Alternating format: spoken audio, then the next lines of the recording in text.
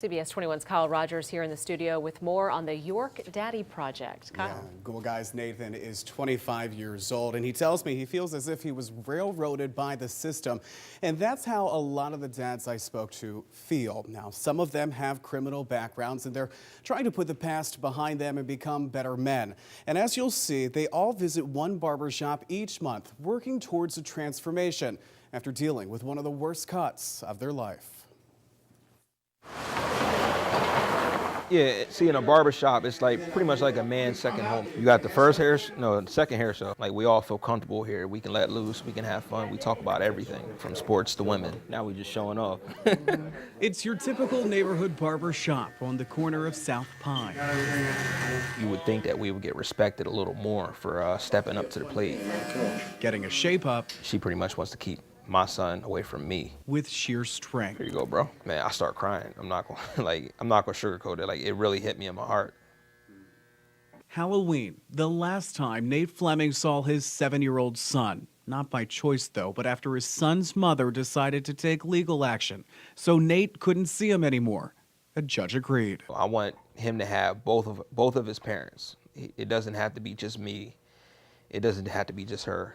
I want both of us. Sometimes trying to live through your kids can be a weakness. You see, this isn't a story of a dad trying to get back at a woman. It's a story of a guy who just wants to be better. A lifelong lesson that my mom keeps trying to teach me.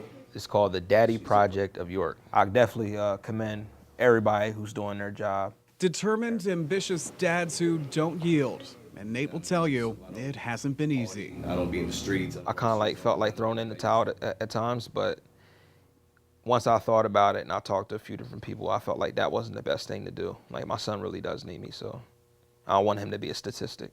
Nate is trying to take a cut above the rest. You see, in his neighborhood, there's a belief that just because you're not involved in your kid's life means you're a deadbeat dad. And that's a thought he hopes will soon fade away. Some of the tactics of old schoolism upbringing. Tonight's appointment at the barbershop isn't for the hair, but to show they care. About a year and a half, 2 years after coming out of jail, to actually have that father-son bond. I'm trying to promote fatherhood. They talk about the struggles. As a parent yourself, do you have any weaknesses? Many of them can only see their kids in pictures, but together find ways to take parenting classes and get legal counsel. I had to cut a lot of that stuff out and give her that time. If they see the lows that I've been through and where I want to be, it might inspire them not to give up, whether it's a minor situation or not. I don't want them to give up. Anybody. Women too. The youngest in the group is 19. They call him Big D, and things are good for him. He sees his 5-month-old, but he comes here to stay motivated. I have positive people that's surrounded around me and keep me on the right path. If I can have a conversation with you. They all have one thing in common. They just want to be dads again. I just want my son to know that I love him. I'm trying everything that I can, blood, sweat, and tears. I'm not going to give up, and I'm going to be reunited with him one day. And Nate tells me he's spent thousands of dollars in court costs so far. He hopes one day he and his son's mother will be able to work out an arrangement so they can both be involved in the boy's life. Now, in the meantime, though, Nate is turning to the Daddy Project for support, and the number of men joining his group is growing.